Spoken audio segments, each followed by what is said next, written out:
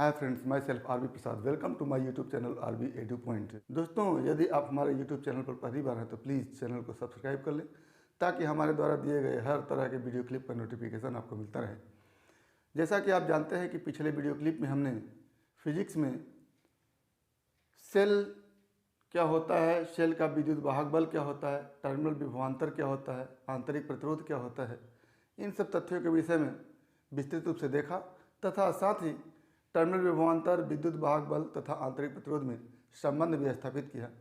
उसी तारतम्य में आज हम अगले वीडियो क्लिप को लेकर के आए हैं जिसमें सेलों का संयोजन हम देखेंगे, कम्बिनेशन ऑफ सेल्स देखेंगे, या कह लें कि सेलों का संयोजन क्या होता है और इन्हें किन किन प्रकारों से संयोजित किया जाता है, इसको हमको देखना है। तो पहले तो हम देखते हैं कि सेलों का संयोजन क्यों होता है। तो जैसा कि आप जानते हैं, इस सेल विद्युत परिपथ में विद्युत ऊर्जा प्रदान करता है।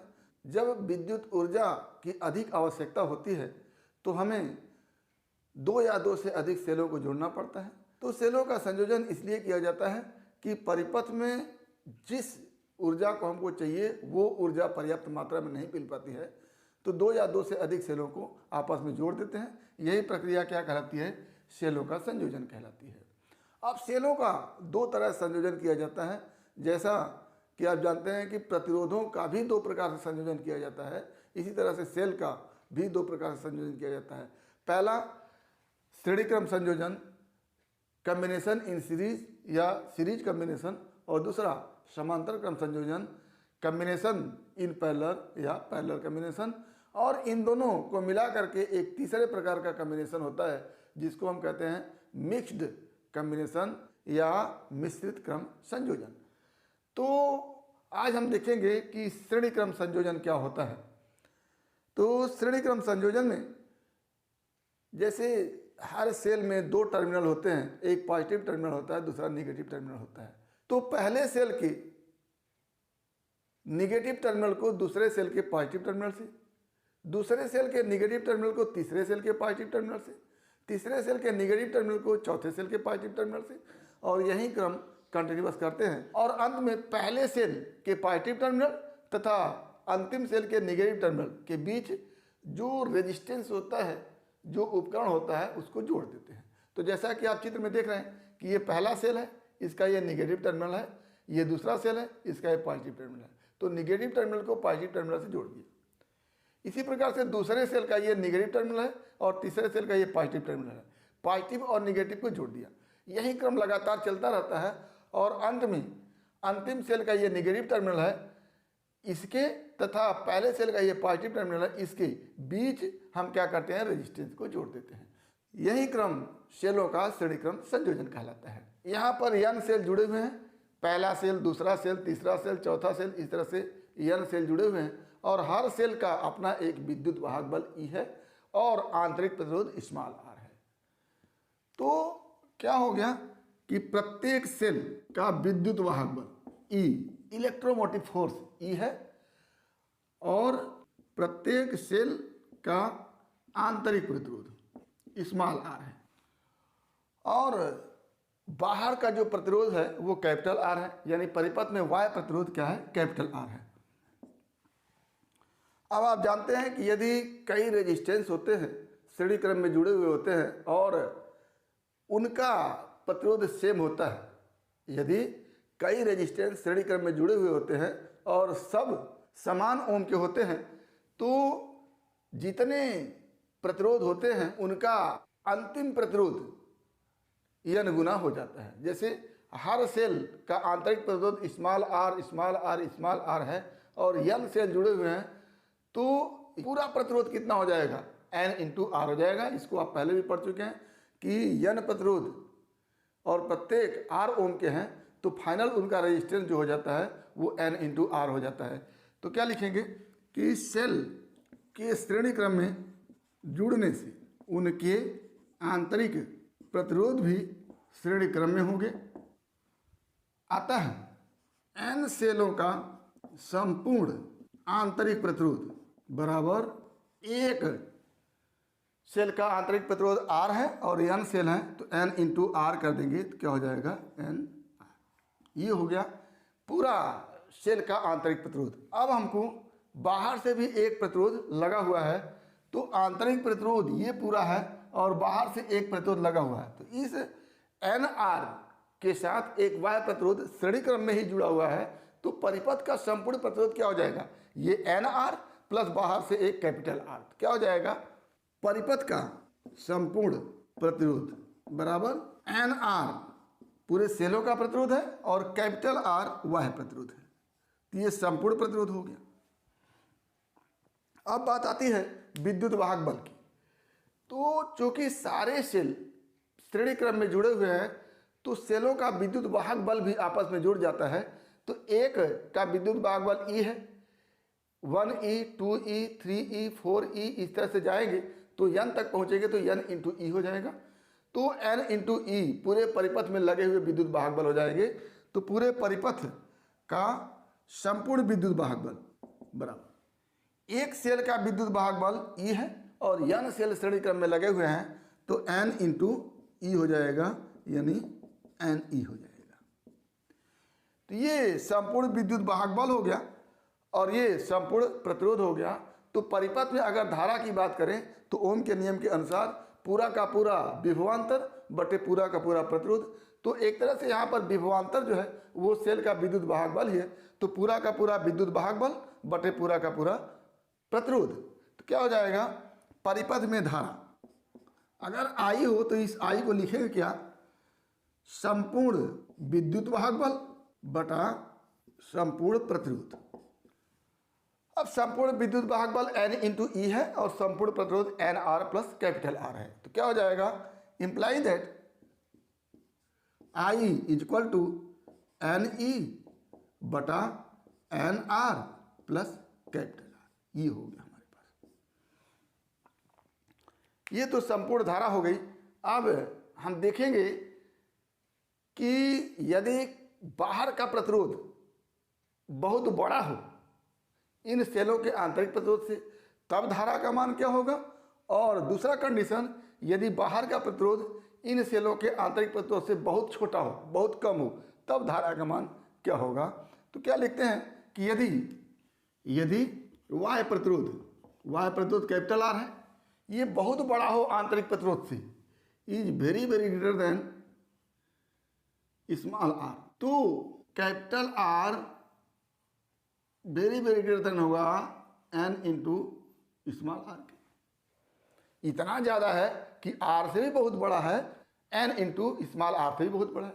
तो ऐसी स्थिति में क्या करेंगे, जो इस N इंटू R है वो नगण्य हो जाएगा R के सापेक्ष, और जब नगण्य होगा तब धारा I के फार्मूले में इस स्मॉल n इंटू R को क्या कर देंगे, हटा देंगे। तो क्या हो जाएगा, अतः I इक्वल टू क्या होगा, NE बटा NR को हमने कैंसिल कर दिया, तो क्या बचा R।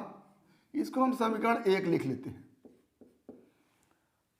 यहाँ पर N सेल लगाए हैं और बाह्य प्रतिरोध का मान बहुत बड़ा है आंतरिक प्रतिरोध से, तो ऐसी स्थिति में I का मान NE अपान R हो जाता है। अब थोड़ा सा एक सेल लगा करके देखते हैं कि एक सेल लगाते हैं तब धारा का मान क्या होता है। क्या लिखेंगे कि यदि परिपथ में एक सेल लगाया जाए और वो सेल इसी प्रकार का होगा, उसका विद्युत वाहक बल E होगा और आंतरिक प्रतिरोध स्मॉल r होगा, तब क्या होगा, धारा I बराबर, अब एक सेल लगा है तो विद्युत वाहक बल 1E होगा कैपिटल E बटा वाय प्रतिरोध कैपिटल R वही है, लेकिन यहाँ पर आंतरिक प्रतिरोध केवल R रह गया, तो कुल प्रतिरोध कितना हो जाएगा, small r plus capital R। क्या हो जाएगा, small r plus capital R। और आप जानते हैं कि कैपिटल R जो है स्मॉल r से बहुत बहुत बड़ा है, तो ऐसी स्थिति में स्मॉल r को हम कैंसिल कर सकते हैं, नगण्य कर सकते हैं। तो क्या लिखेंगे, since small r capital R के सापेक्ष नगण्य है, अतः I इक्वल टू क्या हो जाएगा, E बटा स्मॉल r कैंसिल कर दें बटा R हो जाएगा। तो चूंकि अब एक सेल लगा हुआ है तो उसमें धारा का मान कुछ और होगा, तो उसको अलग से लिखते हैं I dash equal to E। एक सेल लगाने के कारण धारा I डैश है और n सेल लगाने के कारण धारा I है। ठीक, अब हम इस I डैश और इस I को देखते हैं। अब क्या हो जाएगा, इस I और I डैश में संबंध अगर देखें तो क्या हो जाता है, आता है I बराबर n इंटू I डैश, ये हो गया। तो क्या हुआ यहाँ पर, जब n सेल लगे हुए थे तो धारा का मान n into E by R था और एक सेल लग गया तो धारा का मान ई बाई आर हो गया। यानी n सेल लगा देते हैं तो धारा का मान n गुना बढ़ जाता है, एक सेल के कारण I डैश और n सेल के कारण n इंटू आई डैश। तो क्या हो गया, यदि R का मान आंतरिक प्रतिरोध स्मॉल r से बहुत बड़ा है तो ऐसी स्थिति में धारा का मान क्या हो जा रही है, n गुना हो जा रही है। अर्थात क्या लिखेंगे, अर्थात n सेल के कारण धारा का मान एक सेल के कारण धारा के मान से n गुना हो जाता है। अच्छा, तो क्या हो गया कि यदि बाहर का प्रतिरोध आंतरिक प्रतिरोध की अपेक्षा बहुत बड़ा है और सीरीज में हमको जोड़ना है तो ऐसी स्थिति में धारा n गुना प्राप्त होगी, यानी सेलों को श्रेणी क्रम संयोजन में जोड़ना लाभप्रद होगा, धारा का मान अधिक मिल जाएगी। तो धारा का मान ही हमको बढ़ाना है, तो क्या हो गया कि इस श्रेणी क्रम संयोजन में जुड़ना उचित होगा कब, जब बाह्य प्रतिरोध R का मान आंतरिक प्रतिरोध R की अपेक्षा अधिक होगा। तो ये क्या स्थिति है, लाभ की स्थिति होगी।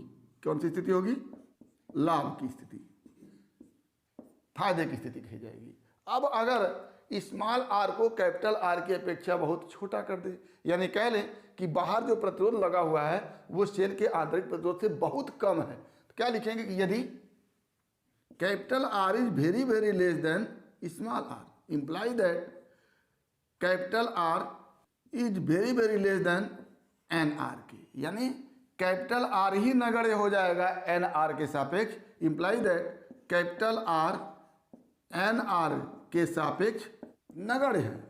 और जब नगण्य है तो इस फार्मूले में पहले हम एन आर को निगलेक्ट किए थे, अब क्या करेंगे, आर को निगलेक्ट करेंगे, क्योंकि आर अब एन आर के सापेक्ष नगण्य है तो ये आर हट जाएगा।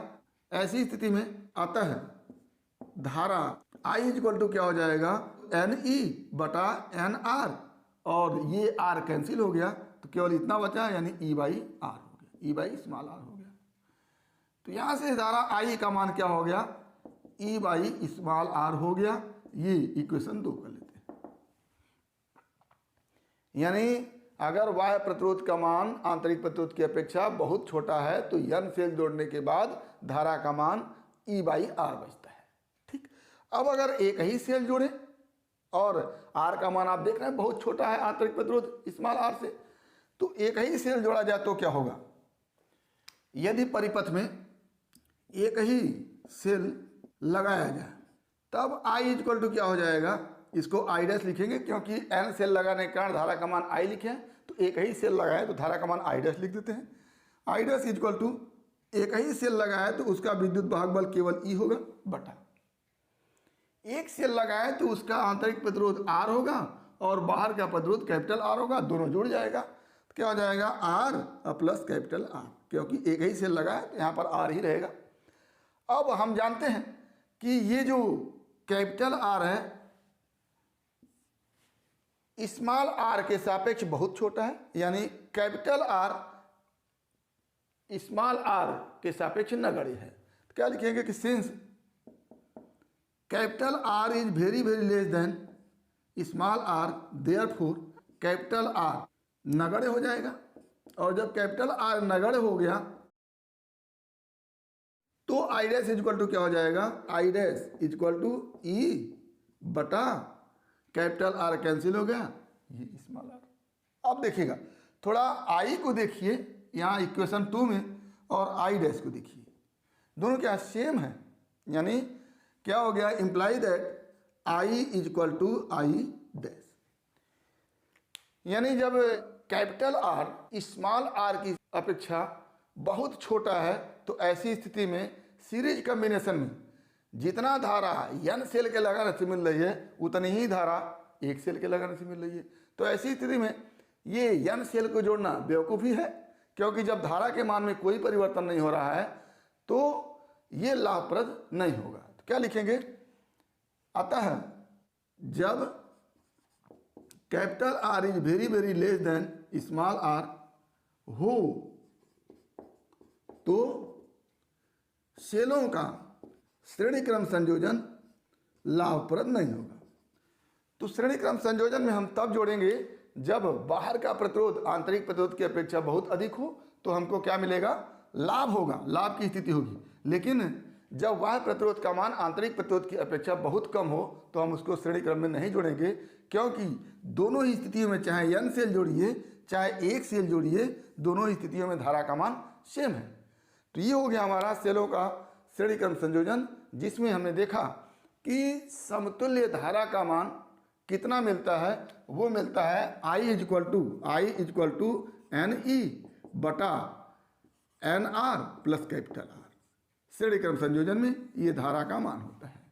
अब दो कंडीशन आता है, यदि बाह्य प्रतिरोध का मान बहुत बड़ा होता है, यदि capital R is very very greater than small r, तो I इक्वल टू क्या हो जाता है,